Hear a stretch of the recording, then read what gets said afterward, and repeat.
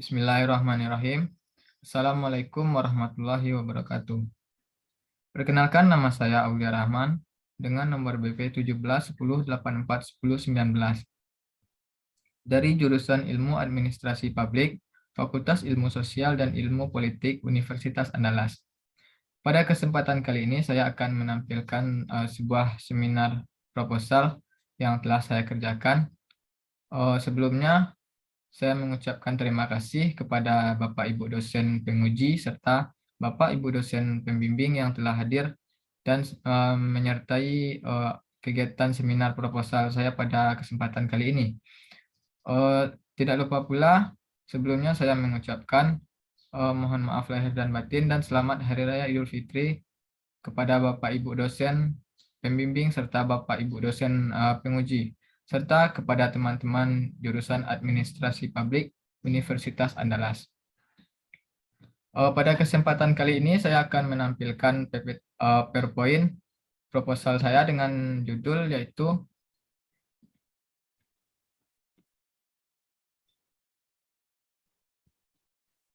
Pengembangan Potensi Kawasan Wisata Kota Tua pada Masa Pandemi COVID-19 di Kota Padang. Proposal ini dilatar belakangi dengan pariwisata merupakan suatu hal yang dapat mendatangkan keuntungan. Pariwisata juga bermanfaat untuk setiap individu, sebab aktivitas yang dilakukan dalam wisata itu dapat meningkatkan kreativitas serta menghilangkan kejenuhan bagi seorang. Dengan melakukan kegiatan wisata, kita dapat menghilangkan keletihan, kejenuhan, serta merefreshing otak kita dari kegiatan kita seharian atau sebelumnya. Kemudian di Indonesia merupakan pariwisata menjadi suatu sektor yang mempunyai banyak potensi, mulai dari keindahan alam hingga dengan keindahan budaya atau keberagaman budaya yang dimiliki, serta peninggalan-peninggalan sejarah, yang mana peninggalan sejarah tersebut kita bisa juga kita jumpai sebagai mana yang ada di Kota Tua, yaitu dengan bangunan-bangunan peninggalan dari zaman dahulu, yang juga dapat menjadi wisata di Indonesia. Di Indonesia ini memang dikenal dengan mempunyai wisata yang banyak karena Indonesia merupakan negara dengan status negara kepulauan. Maka dari itu, wisata di Indonesia ini banyak kita jumpai, yaitu wisata-wisata bahari dan wisata air lainnya, serta wisata alam lainnya yang tersebar di seluruh Indonesia.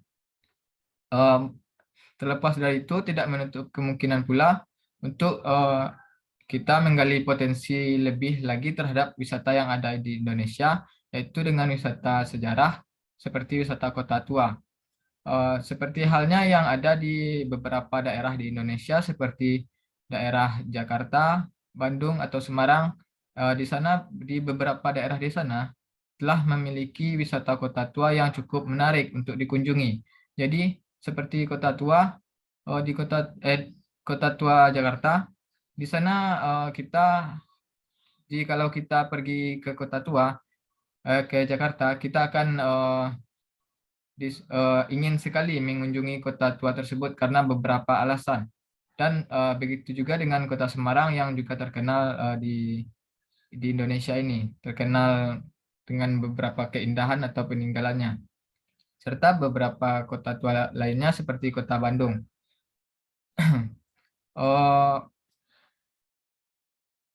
Memang wisata itu dapat bermanfaat bagi kita atau bagi pemerintah, namun hal ini tidak dapat langsung bermanfaat tanpa adanya pengembangan yang dilakukan terhadap wisata atau potensi-potensi wisata yang ada tersebut. Maka untuk mencapai manfaat-manfaat tersebut, maka perlu adanya dilakukan pengembangan terhadap pariwisata itu agar bermanfaat dan mendatangkan keuntungan. Kemudian, dalam Undang-Undang Nomor 23 Tahun 2014 tentang pemerintahan daerah telah memberikan kewenangan lebih luas pada pemerintah daerah agar dapat melakukan pengembangan terhadap potensi yang dimiliki, serta mengelola wilayahnya dengan baik agar dapat menopang perjalanan pembangunan daerah.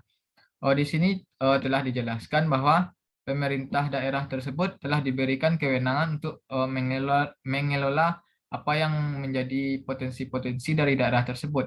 Jadi di daerah tersebut diberikan kewenangan jika ada potensi-potensi dari daerah tersebut yang bisa dikembangkan, maka itu diberikan keleluasaan untuk mengembangkannya agar mendapatkan keuntungan dari dari potensi-potensi tersebut. Selanjutnya, Kota Padang merupakan salah satu daerah yang mempunyai potensi tersebut. Potensi yang dimiliki Kota Padang itu sangat besar pada sektor wisata, dengan terjadinya peningkatan pendapatan asli daerah tiap tahunnya.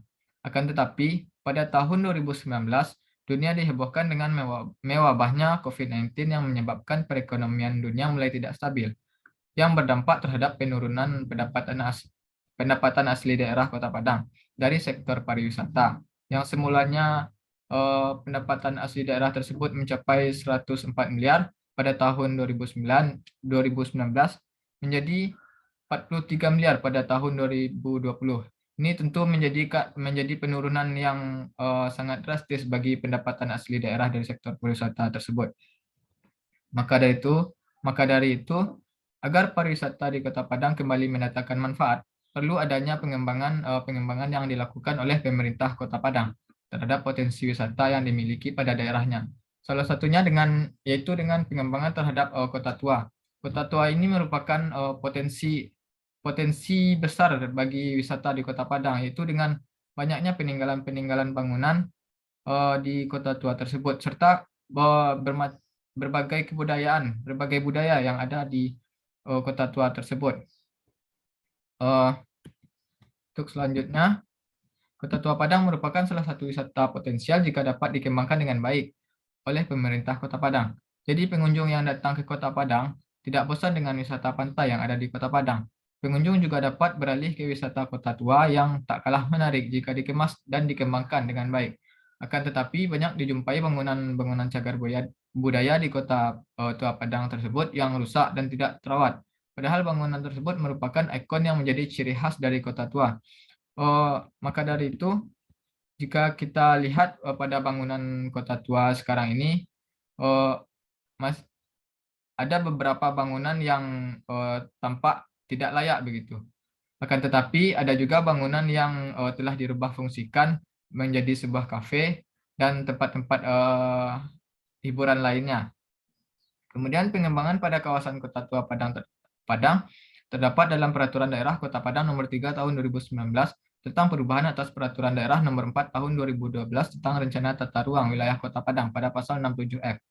Selain itu, bangunan-bangunan yang merupakan ikon dari Kota Tua atau disebut juga dengan bangunan yang bersifat cagar budaya perlu dilakukan pelestarian agar pengembangannya. Hal ini sesuai dengan Peraturan Daerah Kota Padang Nomor 11 Tahun 2019 tentang pengelolaan dan pelestarian cagar budaya, dan juga terdapat dalam Undang-Undang Nomor 11 Tahun 2010 tentang cagar budaya. Kemudian untuk fenomena teoritis dan empiris, Kota Padang mempunyai bangunan-bangunan peninggalan yang menjadi daya tarik dan ikon dari suatu kota tua. Namun, banyak bangunan-bangunan dalam keadaan tidak terawat bahkan rusak. Selanjutnya, Kota Tua Padang dapat diakses dengan mudah menggunakan kereta api yang terhubung dengan Bandara Internasional Minangkabau ke Pulau Air. Dengan itu, pengunjung dapat dengan mudah mengakses kawasan Kota Tua tersebut dari kereta api. Pengunjung yang datang dari luar daerah atau luar Pulau Sumatera dapat dengan mudahnya mengunjungi kawasan wisata Kota Tua tersebut. Pengunjung yang datang dari Bandara Minangkabau bisa langsung menaiki kereta api dan langsung menuju Pulau Air. Selanjutnya, upaya yang dilakukan pemerintah Kota Padang dalam meningkatkan kembali pendapatan dari sektor pariwisata yang menurun akibat pandemi COVID-19. Kemudian, fasilitas di Kota Tua Padang ini mulai ada perkembangan, yaitu dengan adanya kursi-kursi di trotoar untuk pengunjung beristirahat atau menikmati hari-hari di Kota Tua sembari menikmati pemandangan dan melihat bangunan-bangunan yang ada di Kota Tua. Selanjutnya, Kota Padang mempunyai banyak potensi wisata dengan total 29 wisata alam, 37 wisata bahari, 1 wisata budaya, 29 wisata belanja, 9 wisata kuliner, dan 67 wisata sejarah. Dan Kota Tua sendiri termasuk dalam jenis wisata sejarah di Kota Padang yang dapat dikembangkan. Terdapat penurunan terhadap pendapatan asli daerah dari sektor pariwisata pada tahun 2020, yang mana pada tahun sebelumnya, yaitu pada tahun 2019, pendapatan mencapai 104 miliar, dan pada tahun 2020 turun hingga 43 miliar. Kemudian rumusan masalah pada penelitian ini yaitu bagaimana pengembangan potensi kawasan wisata Kota Tua pada masa pandemi COVID-19 di Kota Padang. Untuk tujuan penelitian, mendeskripsikan pengembangan potensi kawasan wisata Kota Tua pada masa pandemi COVID-19 di Kota Padang. Kemudian untuk manfaat penelitian ini ada dua, yaitu manfaat teoritis dan manfaat praktis. Secara teoritis, penelitian ini diharapkan dapat berkontribusi dalam mengembangkan ilmu administrasi publik, khususnya mengenai studi tentang pengembangan potensi wisata. Untuk manfaat praktis, secara praktis manfaat penelitian ini diharapkan mampu memberikan informasi berupa hasil kajian kepada pemerintah Kota Padang, terutama dalam pengembangan kawasan wisata Kota Tua. Selanjutnya, mengenai studi penelitian relevan dari Hendro Kurniawan dengan judul Pengembangan Kawasan Wisata Mandeh oleh Pemerintah dan Dampak Terhadap Olahraga Rekreasi di Kawasan Mandeh, Kecamatan Koto 11, Terusan Kabupaten Pesisir Selatan. Dan dari M. Dwi Julio Teguh Purnomo dengan judul Strategi Pengembangan Potensi Wisata Rawa di Desa Gasing, Kabupaten Banyuasin. Untuk teori yang peneliti gunakan dalam penelitian ini yaitu menggunakan teori unsur pengembangan menurut Koper, yaitu dengan memiliki 4 variabel. Yang pertama, attraction, amenity, accessibility, dan ancillary. Untuk skema pemikiran seperti yang tertera pada slide berikut ini. Kemudian untuk definisi konsep. Untuk definisi konsep ini yaitu menjelaskan fenomena yang menjadi pengamatan dari penelitian. Yang pertama yaitu pariwisata. Pariwisata merupakan berbagai macam kegiatan wisata dan didukung berbagai fasilitas serta layanan yang disediakan oleh masyarakat, pengusaha, pemerintah, dan pemerintah daerah. Juga merupakan suatu kegiatan industri yang mampu meningkatkan perekonomian yang cepat dan membuka lapangan pekerjaan yang baru serta menstimulasi sektor atau kegiatan lainnya yang masih berhubungan dengan pariwisata. Kedua yaitu pengembangan pariwisata. Pengembangan pariwisata merupakan suatu rangkaian upaya untuk mewujudkan keterpaduan dalam penggunaan berbagai sumber daya pariwisata, mengintegrasikan segala bentuk aspek di luar pariwisata yang berkaitan secara langsung maupun tidak langsung. Yang ketiga yaitu wisata Kota Tua. Wisata Kota Tua merupakan wisata yang kental dengan sejarah dan budaya. Hal yang dapat kita jumpai pada tempat wisata Kota Tua yaitu berupa bangunan-bangunan yang bernilai sejarah, yang merupakan peninggalan-peninggalan dari masa lalu. Selain itu di Kota Tua Padang juga terkenal dengan keberagaman budaya yang ada di sana. Untuk definisi operasional dapat dilihat berdasarkan slide berikut ini. Kemudian untuk metode penelitian,